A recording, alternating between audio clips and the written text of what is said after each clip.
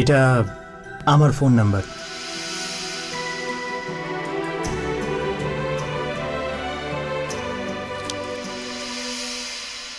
আমার নাম্বার তো দিয়ে দিয়েছি, সামনে বসে থাকা মানুষের নাম্বার পেতে পারি?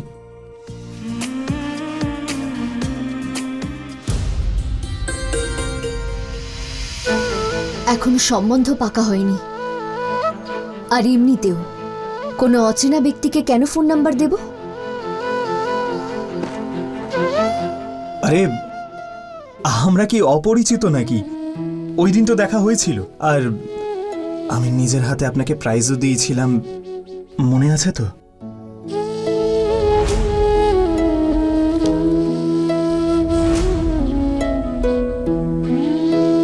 আমি শুনেছি আপনারা টেম্পোতে এসছেন। না না, মানে না না, আমি বলতে চাইছিলাম যে আপনার পরিবারের মানুষ আমার পরিবারের মানুষকে এত প্রশ্ন করলো, আর আমাকেও, তাই আমি ভাবলাম যে এই ব্যাপারে আমারও কিছু জিজ্ঞেস করা উচিত। আসলে কি বলুন তো, আমাদের পরিবার এত বড় যে আলাদা গাড়ি করার থেকে বেটার কাকা একটা টেম্পোই ভাড়া করলো, ওতেই সবার হয়ে যায়। ও, তাহলে তার মানে হলো আপনারা সবাই কিপটে। না মানে হ্যাঁ, একটু আধটু। আর কিছু জিজ্ঞেস করবেন আপনি? না, হাঁটতে চলতে তো আপনাকে দেখেই নিয়েছি, তাই হেঁটে দেখানোর জন্য আমি বলবো না। কিন্তু হ্যাঁ, আপনার স্যালারি কত সেটা অবশ্যই জিজ্ঞেস করব।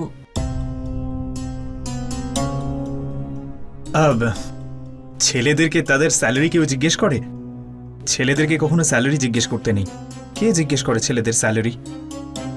আচ্ছা, তাহলে একটা মেয়ের গায়ের রং আসল না নকল সেটা জিজ্ঞেস করা যায়, অথবা তার চুল নকল না আসল সেটা জিজ্ঞেস করা যায়।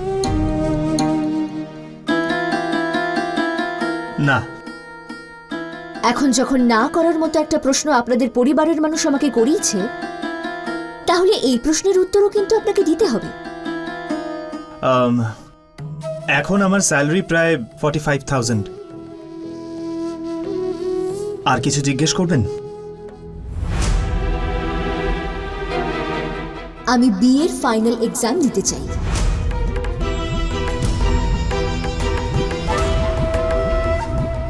আপনারা যদি এই এক্সামে আমাকে বসতে না দেন, তাহলে আমি এই বিয়েটা করব না।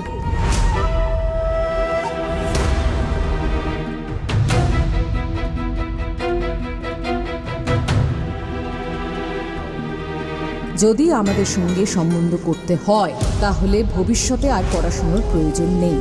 ঠিক আছে।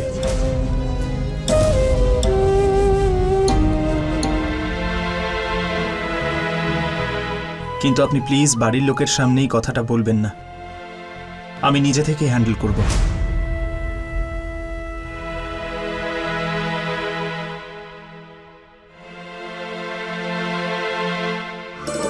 আমি আপনাকে একটা কথা জিজ্ঞেস করতে পারি? আপনি খুব রাগী নাকি? আমাকে দেখে রাগী মনে হয়? হ্যাঁ, একটু। আপনার মাও খুব রাগী। আপনার তাই মনে হলো? আর শুধু আপনার মাই নয়, আপনার দাদাও খুবই রাগী। কিন্তু আমি একেবারেই রাগী নই, আমার তো রাগ হয়ই না। সেটা জানার সময় কোথায় পেলাম?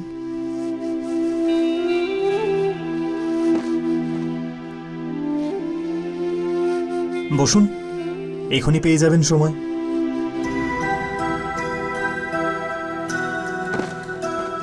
আমি একেবারেই রাগী নই, তবে হ্যাঁ, আমি রাগী মেয়ে কিন্তু খুব পছন্দ করি।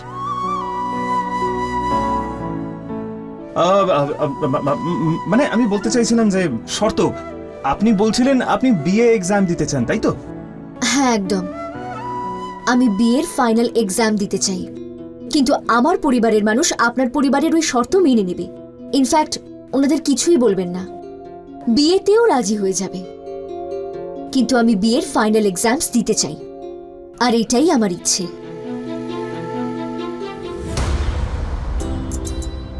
ঠিক আছে, তাহলে ডিল ফাইনাল।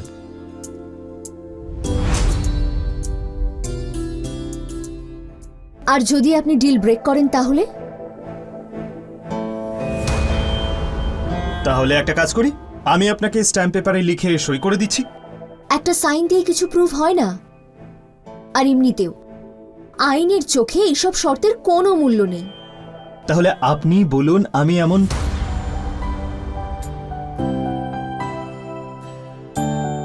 এমন কি করব যাতে আপনার বিশ্বাস হয় আপনাকে দেওয়া প্রতিশ্রুতি আমি ভঙ্গ করব না? ঠিক আছে, তাহলে আমার একটা শর্ত আছে। এত সমস্যার মধ্যেও আমি এতদূর পর্যন্ত পড়াশোনা করেছি, তাই এক্সাম তো আমি দেবই। ঠিক আছে, আমি আপনাকে কথা দিচ্ছি আপনার পরীক্ষার ব্যবস্থা আমি করব। আর কিছু জিজ্ঞেস করতে চান আপনি? দেখুন, আমি আপনাকে এত প্রশ্ন উত্তর করতামই না যদি আপনার পরিবারের মানুষ আমাকে বিরক্ত না করত। কোনো ব্যাপার না, এইসব তো নিয়ম কানুন থাকেই। আর এমনিতেও আমার পরিবারের লোক একটু পুরনো ভাবনা চিন্তার মানুষজন, সেই জন্যই ওনারা একটু... নিয়ম কানুন এগুলো? তাহলে আপনাকে ছেলেদেরকেও এই সমস্ত প্রশ্ন করা নিয়মের মধ্যেই পড়ে কি, তাই তো? হ্যাঁ নিশ্চয়ই, আমিও তো আপনার সব প্রশ্নের উত্তর দিয়েছি। আমি একটা কথা আপনাকে পরিষ্কারভাবে বলে দিতে চাই। যদি আপনাদের বাড়িতে মেয়েদের অসম্মান করাটা নিয়ম কানুনের মধ্যে পড়ে আর আপনি এই জিনিসটার প্রতিবাদও না করেন, তাহলে আপনার আর আমার চিন্তা ভাবনা কখনোই এক নয়।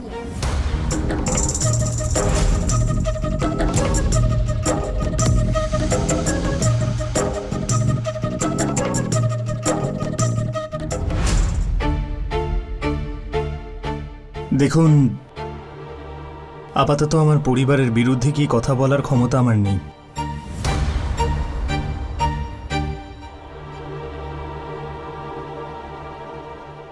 কিন্তু হ্যাঁ, যদি তুমি আমার সঙ্গ দাও, আমার পাশে থাকো, তাহলে হয়তো এই ক্ষমতাটাও আমি অর্জন করতে পারবো।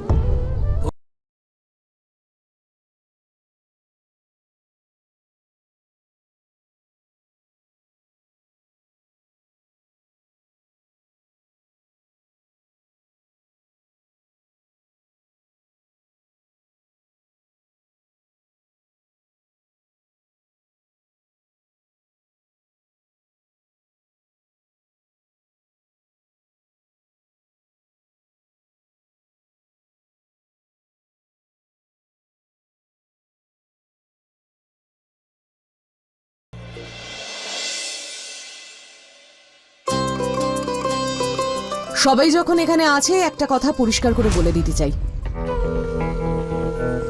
আমার ছেলের বিয়ে ওখানে আমি দিতে চাই না।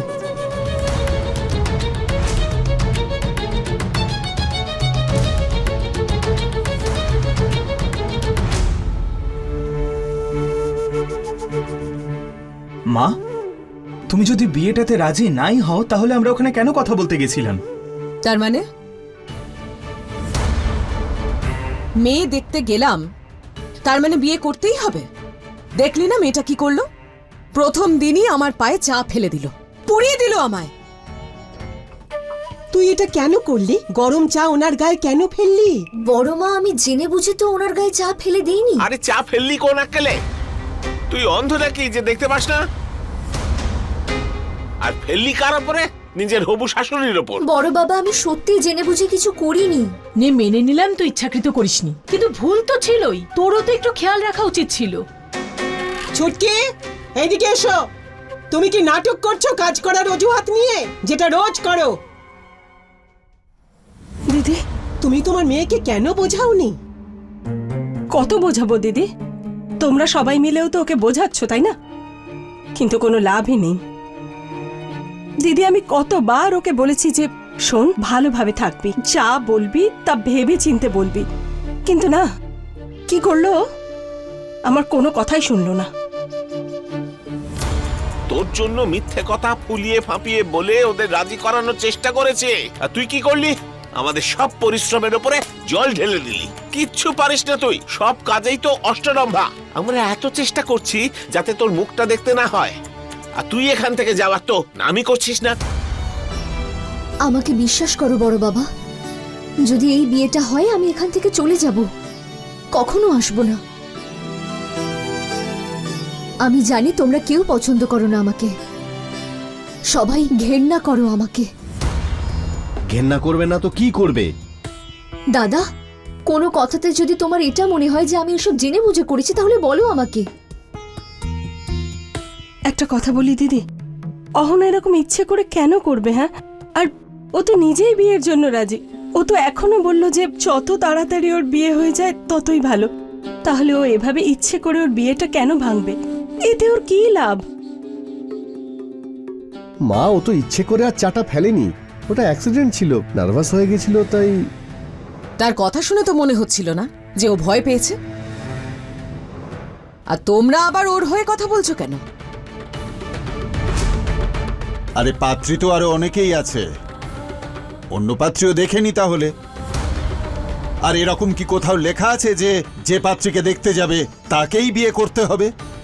ঠিক আছে কাকা, দেখো তোমরা মেয়ে, কোনো ব্যাপার না, কিন্তু এরপর এই সব কিছুর মধ্যে আমাকে টানবে না প্লিজ। আমি এই সব কিছুর অংশ হতে চাই না। সেটা কেন? মেয়েটাকে কি তোর এতই পছন্দ হয়ে গেছে যে অন্য কোনো মেয়ে দেখতেই চাইছিস না? এমন কি আছে মেয়েটার মধ্যে যে ওকে ছাড়া তুই কাউকে বিয়ে করতে চাইছিস না? আমি এটা কখন বললাম মা? আমি তো বিয়েই করতে চাইছিলাম না, তোমরাই জেদ করছিলে, সেই জন্যই তো গেছিলাম তোমাদের সঙ্গে। আর বারবার মেয়ে দেখতে যাওয়া, মেয়ের বাড়ির লোকের আমাকে দেখতে চাওয়া, এইসব আমার ভালো লাগে না। তুই কি বলতে চাইছিস? ওই মেয়েটা একটু বেশিই পড়াশোনা জানে, কলেজ যায়, তার হাঁটা চলা সব কলেজ যাওয়া মেয়েদের মতন। দেখছিলি না কেমন ঠেস দিয়ে দিয়ে কথা বলছিল? লিখে দেখাবো, হাতের লেখা দেখবেন। ও কি ভেবেছে আমরা ওর কথাগুলো বুঝতে পারছিলাম না?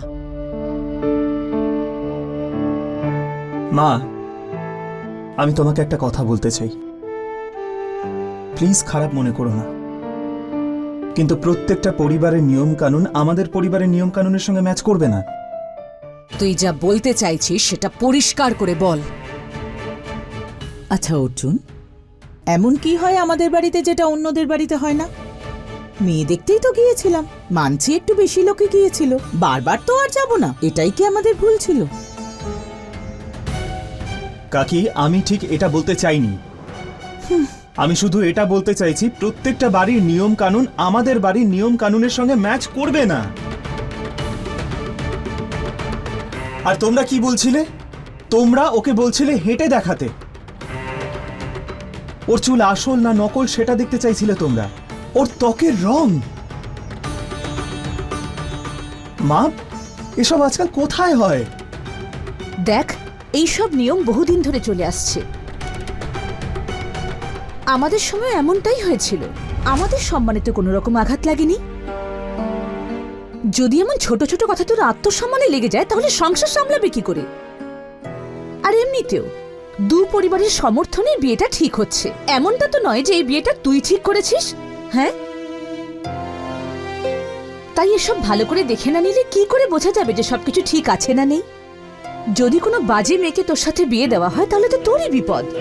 সেই জন্যই তো এইসব নিয়ম কানুনগুলো তৈরি হয়েছে, এতে আমাদের ভুলটা কোথায়? এমন কি?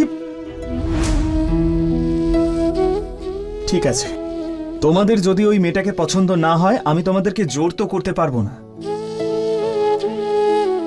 কিন্তু তুমি প্লিজ এসবের মধ্যে আমাকে আর টেনো না। তার মানে আমরা আর কিছু বলতেও পারবো না? মা, আমি এটা কখন বললাম? ছোট একটা কথা বলতো, তোর মনে হয় ওই মেয়েটা এই বাড়ির কথা মতন চলবে? যেমন এই বাড়ির বৌমাদের বাপের বাড়ি যাওয়া আমার পছন্দ নয়, তোর মনে হয় ও রাজি হবে? আমার তো মনে হয় ও এই কথাটা একদম মানবে না।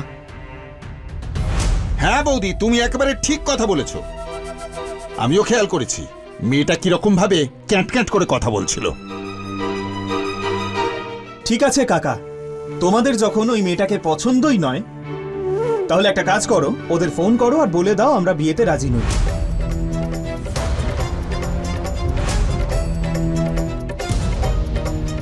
শোনো না, এখনো তো ওদের ফোন এলো না, তুমি একবার ফোন করে ওদের সাথে কথা বলো। অদ্ভুত কথা বলছো মা, এরকমটা কেউ করে কি? এখন কি বিয়ের জন্য ওদের কাছে ফোন করে ভিক্ষা চাইতে হবে? তুমি ওদের বলে দিয়েছিলে তো যে আমাদের ছেলে পছন্দ, কিন্তু ওরাই বলেছিল যে ওরা ফোন করে বলবে। এখন আর কিচ্ছু করতে হবে না আমাদের, শুধু ওদের ফোনের অপেক্ষা করলেই হবে। আচ্ছা ঠিক আছে, আমি একটা কথা বলছি, যদি তোমার মেয়ের জন্য দ্বিতীয়বার কোনো ছেলের খোঁজ করতে হয় আমাদের, আমি কোনো খরচ করব না।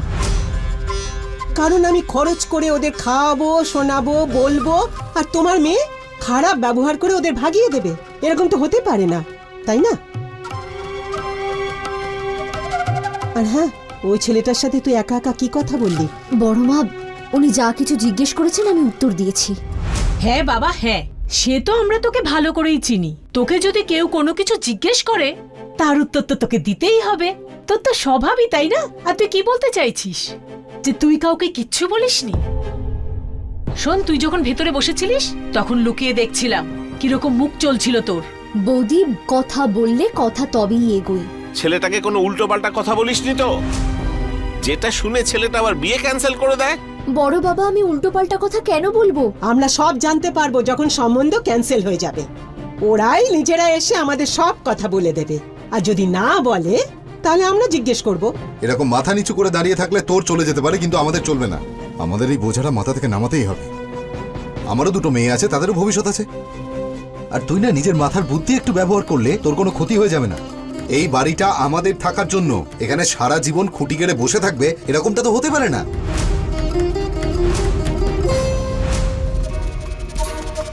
দাদা, তুমি এক্ষুনি কি বললে? সেটাই বললাম যেটা শুনেছিস।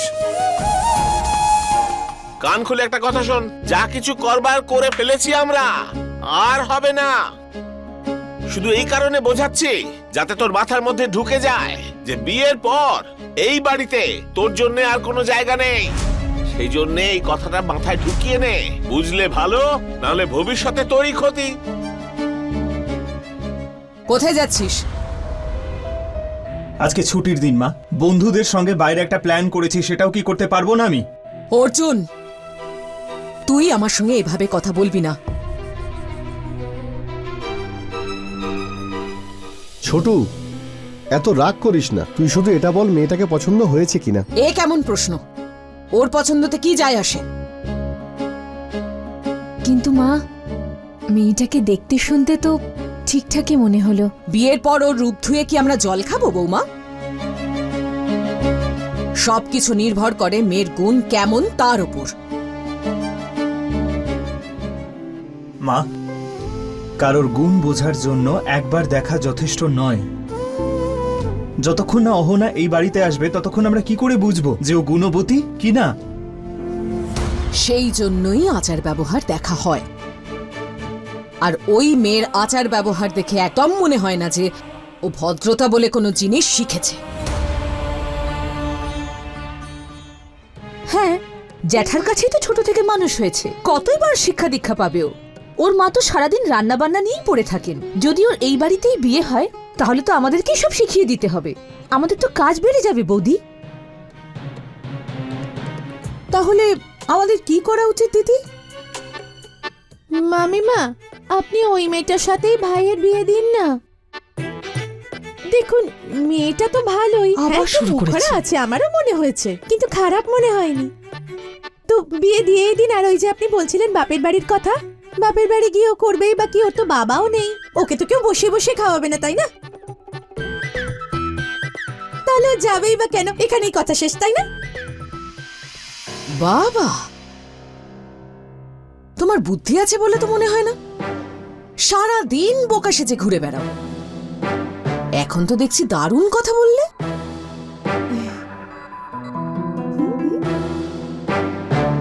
কথাটা তো একদম ঠিক বলেছে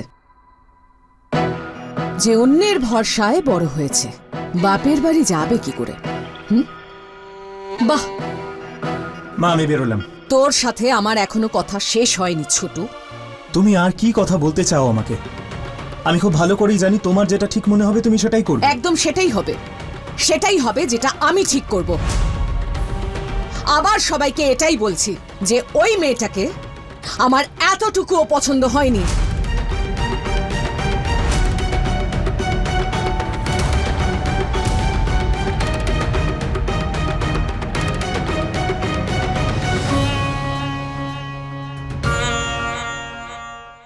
ঠিক আছে মা, তোমার যদি ওই মেয়েটাকে পছন্দ না হয় তাহলে তো কথাটা শেষ হয়ে গেল। আর এমনিতেও আমি জানি তুমি যা চেয়েছো আজ পর্যন্ত সেটাই হয়েছে বাড়িতে। তুই আমায় কথা শোনাচ্ছিস? কথা শোনাচ্ছি না, সত্যিটা বলছি। যেটা হয়েছে এতদিন সেটাই বললাম।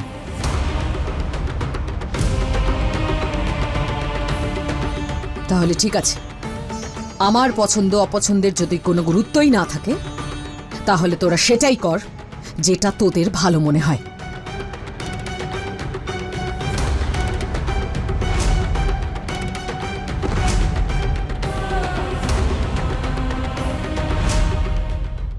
মা, মা তুমি শান্ত হও। তুমি এত রেগে যাচ্ছ কেন? ছোটু, এসব কি বলে যাচ্ছিস তুই? হ্যাঁ,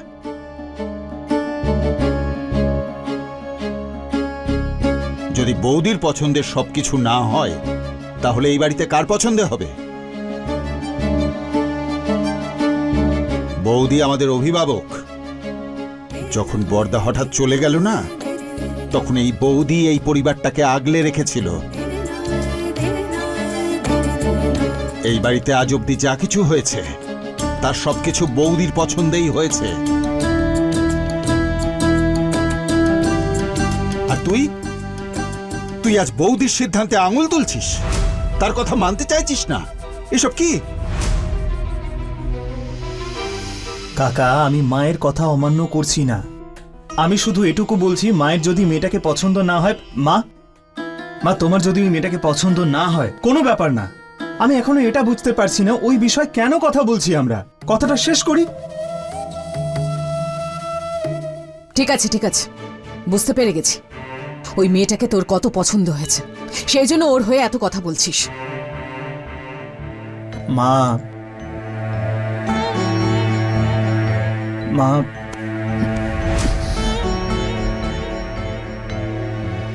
মা আমি এমন কিচ্ছু বলিনি, তুমি ভুল বুঝছো।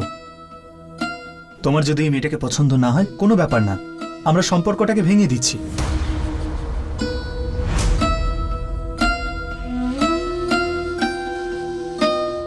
কিন্তু আমি এটাই চাই, এরপর তুমি এইসব বিষয়ে আমাকে একদম জড়িও না। আর এমনিতেও পৃথিবীতে সবার বিয়ে হতেই হবে সেটা তো জরুরি নয়। হে মা কালী, অর্জুন তো বলছে ওই মেয়েটাকে ছাড়া অন্য কাউকে বিয়েই করবে না। আপনি বুঝলেন মামিমা? চুপ করবে তুমি? এই মেয়েটা না সব সময় ভুল জায়গায় কথা বলে। একবার মুখ খুললে থামার নামগন্ধই করে না। খোকন, টুকুনকে ফোন করে বলে দাও ছুটির অ্যাপ্লাই করতে, না হলে অর্জুনের বিয়েতে আসতে অসুবিধে হবে ওর।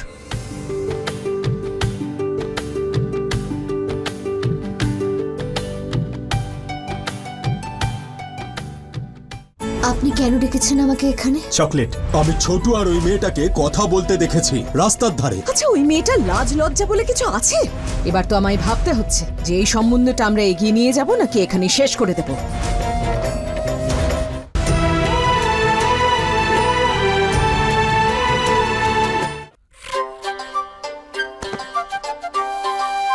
ঠাকুরপো আসছে রে ছোট, তুই এবার দিন গোনা শুরু করে দে।